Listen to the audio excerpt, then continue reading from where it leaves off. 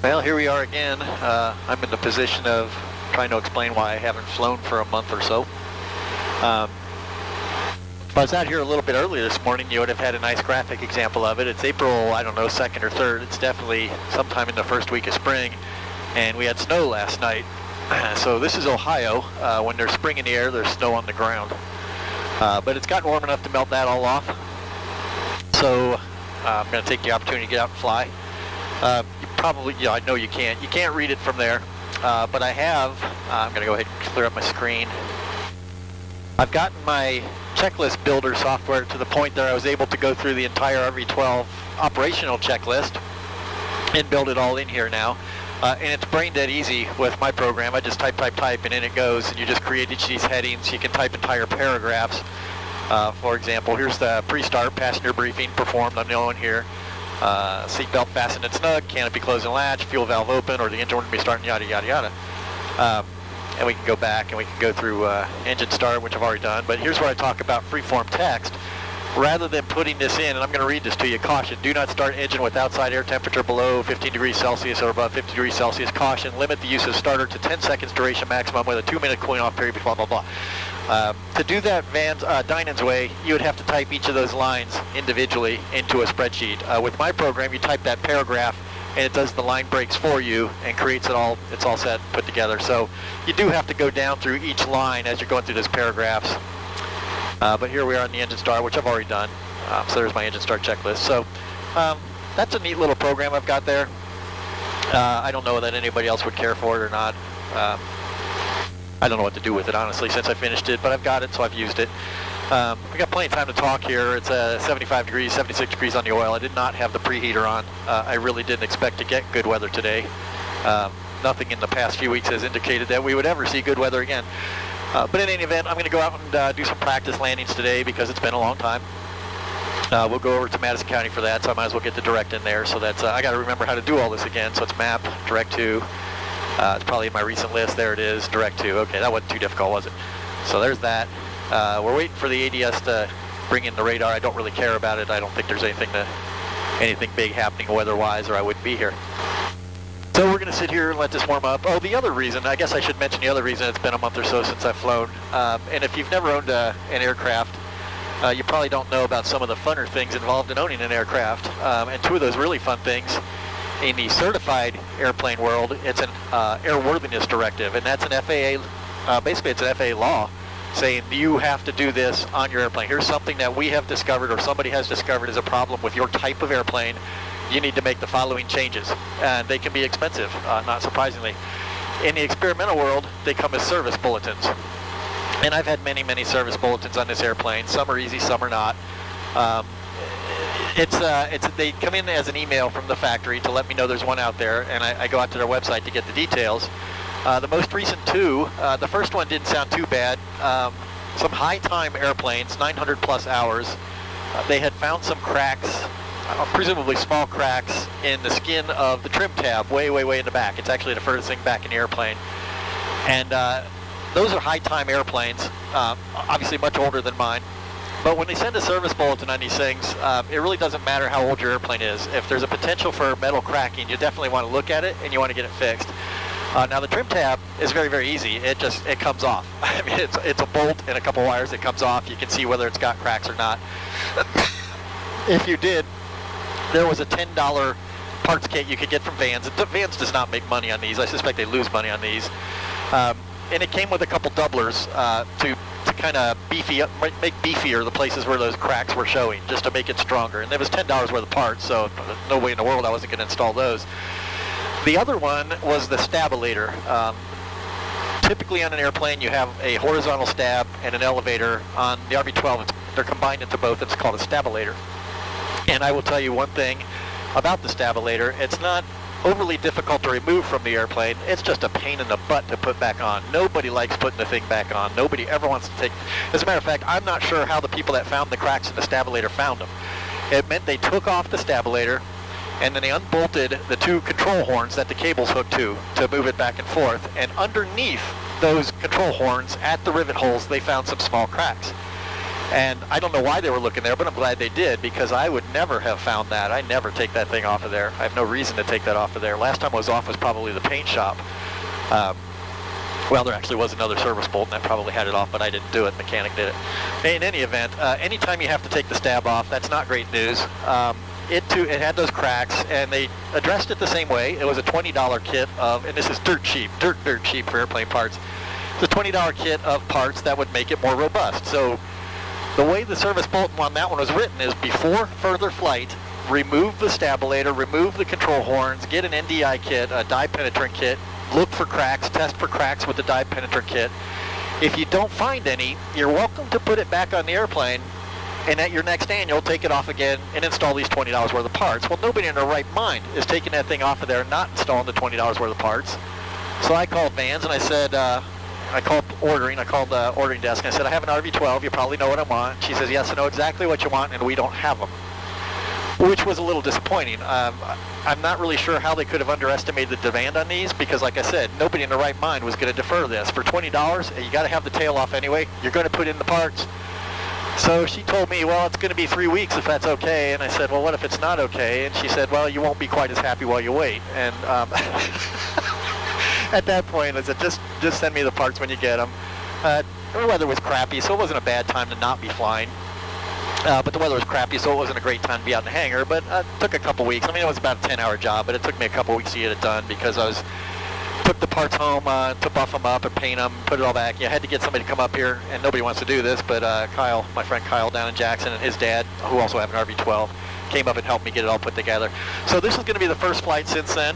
It's going to be the first flight since, not flying for quite a while. So it's really just going to be touch and goes and such forth, just to make sure I can still fly it. We're at 114 on the oil, so I could get going here. We'll see how things go. I'm kind of rusty on the radio, so I'm not going to record this. It's potentially going to be very embarrassing as I try to think through what I need to say to this guy. So I'll talk to you in a little bit. As long as we're sitting here, I'll go ahead and show you my before takeoff checklist. This, again, is straight out of the... Oh, that works too. That's neat. This is straight out of the Vans flight manual, as entered into my little Let's Make a Checklist application, I guess you'd call it app. I don't know. I got to get back to my camera. Why can't I get one on my camera? There it is. So I'll grab you a picture of this so you can kind of look at it, and I'll put this over the top while I'm yapping about it. Minimum 4 gallons. I think I've got about 15, so that's no problem. Trim set for takeoff. We already did that. Flaps are set for takeoff. That is up. Canopy is latched. That's a big one. Engine run up. Okay, oil temp 122 before run up. Now that's kind of unfortunate. I have to go back to the EMS page to see that. I did that before we even taxied out. So yeah, that's all. It's well over 122. Stabilator stick back. All right, let's do this as we go. Throttle 4,000 RPM. Again, I could use the EMS screen, so we'll put that up here. Alrighty.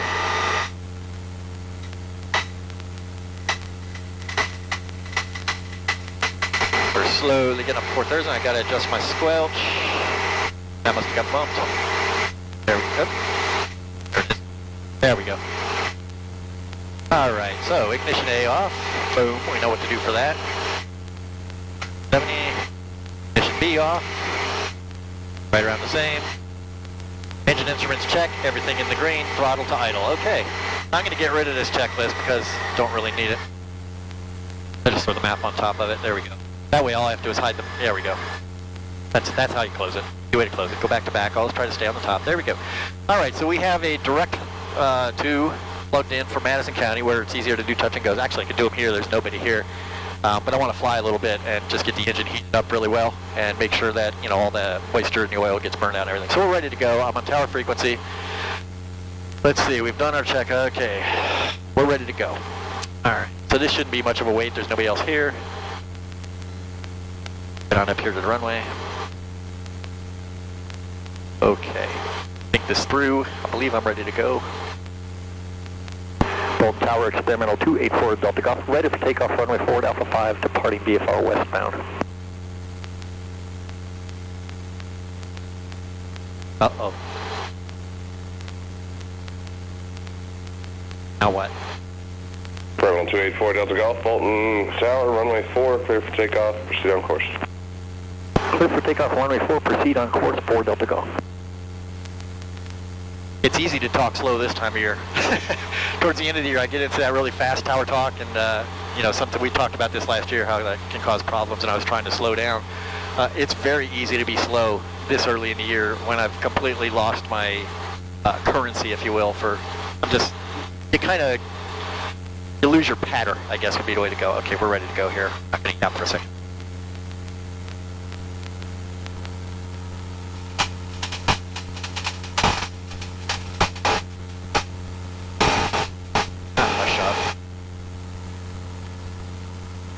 Now the airplane remembers how to do it.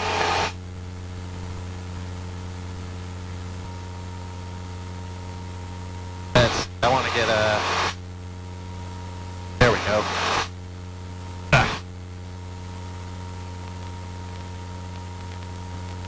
80 at 4, visibility 10, clear below 12,000, temperature 4 Celsius, dew point -2, altimeter 3012.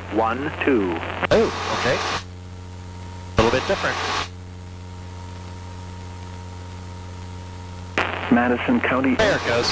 Automated weather observation 163, 8 Zulu, weather, wind 09er, 0 at That's a direct visibility. Direct crosswind from whatever I choose. Clear below 12,000, temperature 4 Celsius, dew point -1, altimeter. I believe we're going to hand fly today. 1. I'm going to hand fly today. I don't autopilot. I'll practice later. So 090 on the wind. The runway is 2736, so it's going to be a direct crosswind, but it's not very strong. And I'll just land 27 because well, it doesn't matter which way I go. Yeah, we can cross over and do a left downwind for 9er. Might as well. That puts us straight into a downwind. It's more efficient. All right. Madison County traffic. Cessna 75746 is on final for runway 9. Madison County. Well, there you go. Runway 9 is the way to go. I have validation. Talk to you in a bit. I heard again from the Cessna at Madison County, and appears he's doing touch and goes. He's not really he just calls downwind. So I called 8 miles out, let him know I'll be entering a left downwind for 9er, and didn't get a Cessna 75746 is left base for runway 9, Madison County. There he is on left base, 746, Cessna 746, left base runway 9. Okay, 746. I try to remember that so I can talk to him if I need to. I'm kind of scooching up to the north, so instead of barreling directly into a left downwind that he might be in, I'm going to come up north and come in on the 45 the way you're supposed to. So it's going to add a few minutes. It's no big deal. I just want to get, about diametrically opposed. I want to be midfield downwind while he's climbing out off his next touch and go, because I'm going to do 3 of these things. It'd be easier if we're kind of offset and not right up against each other. Particularly if he's flying a really big pattern, as tends to happen with people flying planes like Cessnas and such that don't respond or fly as well as an RV-12. Traffic. Cessna 75746 is on final for runway 9, Madison County. Okay, good to know. If he gets off of there, he'll get right up in front of me. That's where I want him, is in front of me.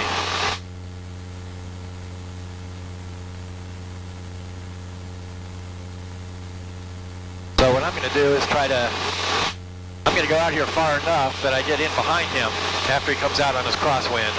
And I don't know how long that's going to take, so I'm actually going to slow down a little bit. There's no reason to be doing this at cruise speed. And we got to start our descent anyway. I don't know that he'll call when he's off the runway or when he's in his crosswind. They just have to wait for the midfield downwind call. I can't see him. It's not especially hazy, but it is still, it's 5 miles away. Can't quite pick him out. He's not on the traffic scope yet because he's down on the ground. Madison County traffic, 284 Delta Golf is 3.5 miles north, entering left downwind runway 9 on a 45, Madison County. And Madison County Cessna 75746 on the left crosswind to left downwind turn, Madison County. And 746, I'm going to do a 360 out here and get you in front of me. I don't see you. Okay, thanks. I just picked you up.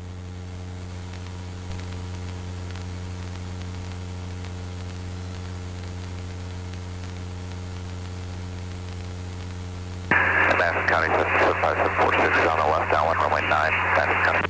Perfect. Absolutely perfect. That worked swimmingly. I don't know what happens if things don't go swimmingly. Perhaps they go drowningly or sinkingly. I really don't know. Now we can speed up a little bit, otherwise we're going to end up too far behind him. Well, I don't know how long his downwind is going to be either. I wish I could see him. He's still not on the scope. But I'm also still 700 feet above pattern altitude, so we should be okay.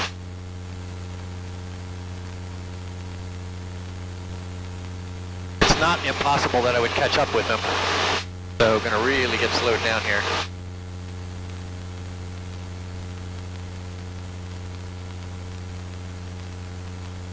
You know, I may do a touch and go here and then do 2 over at Bolt.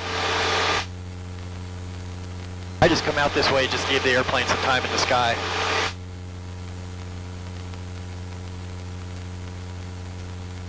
I'm definitely going to want to see him when he's on base. I really want to see him when he's on base. Madison County traffic 775. There he is. 46 is turning left base for runway 9, Madison County. At 746, I do have you inside now. So that's going to work out well.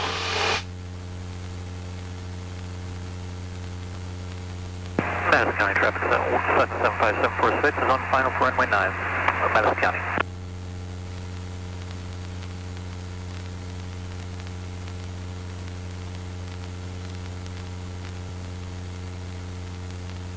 Madison County traffic, 284 Delta Golf is left base, runway 9 Madison County. Okay, now the hard part. Remember how to land.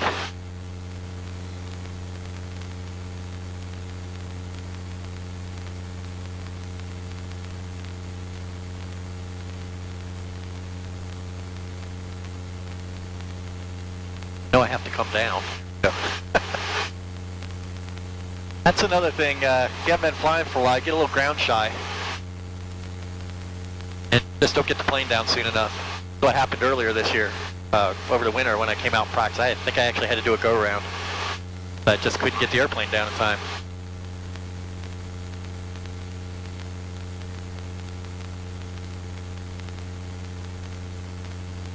All right, he's on the go. Madison County traffic 775, 746, departing runway 9, staying in pattern, Madison County. I'm going to go on out. I can do this just as easily at Bolt. Yep, way too high. Look at that. 4 whites on the VASI. So we'll practice our slips. My slip is showing.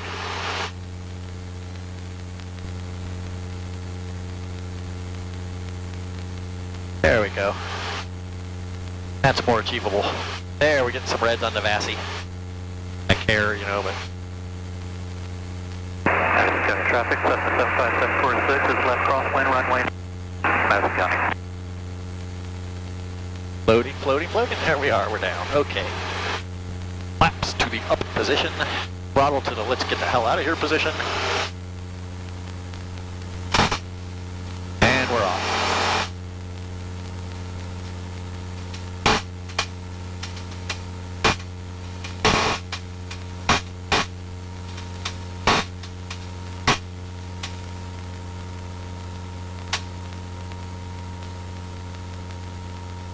Madison County traffic, 284 Delta Golf departing the pattern to the east.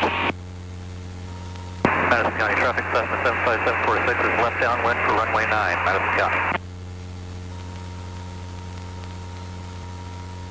Madison County traffic 775, 746 is turning left base for runway 10.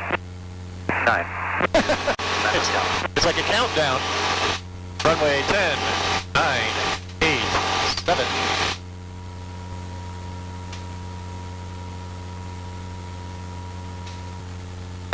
See if this works. Test the autopilot. It's not going to depend on it. There we go. Autopilot's working. Good. I should be able to hold track. Go on track mode. And I should be able to crank that over to Lily Chapel. Yep. Okay, that's all good. Disconnect.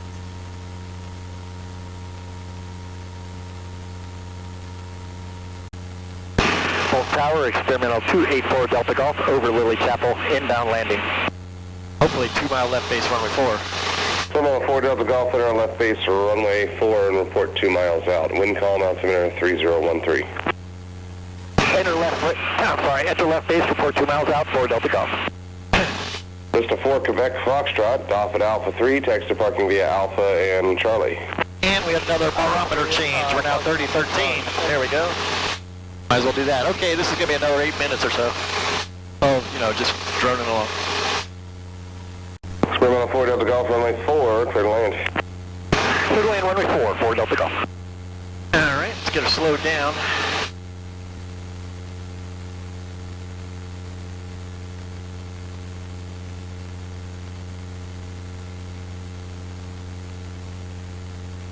Yeah, looks like I can land long no matter what I want to do. I guess I can still make the numbers. Well, let's just see what happens. Pretty much just gliding at this point. Glide it in.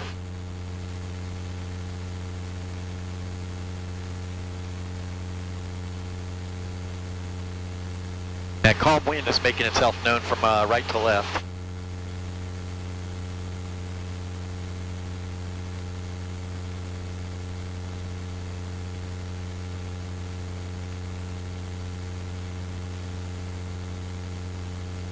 This is going to work out well. This kind of worked out well.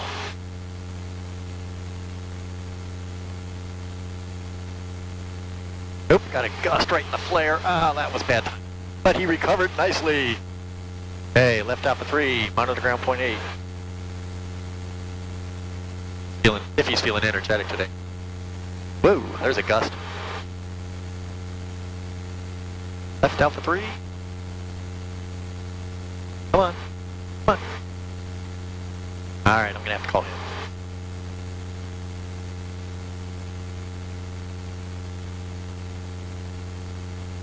And bolt round 4 Delta Golf off of the runway Alpha 3.